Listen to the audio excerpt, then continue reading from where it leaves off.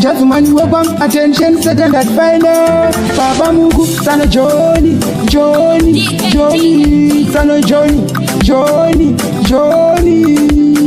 Ndauya pano mkwasha. Ndauya pano mkwasha.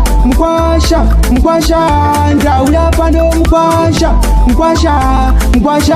Ndauya pano mkwasha.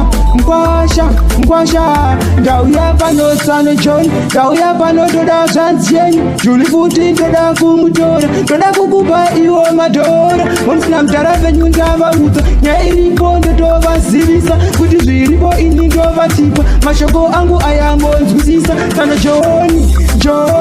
Ndauya pano mkwasha. Ndauya pano mkwasha.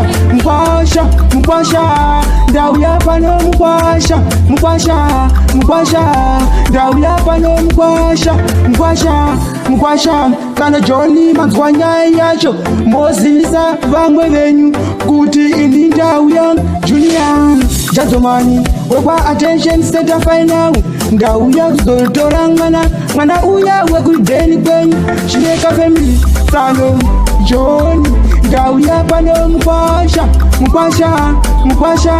Ndauya pano mkwasha. Ndauya pano mkwasha.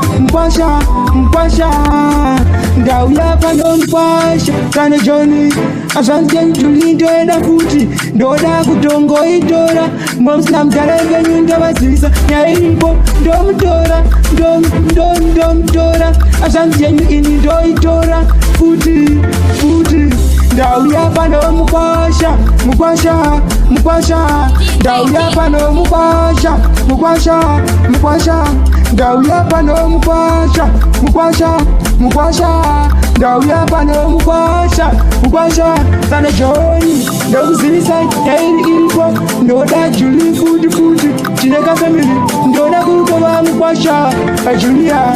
Ndoda kutora Juli futi. Sana Johnny. Daddy Johnny.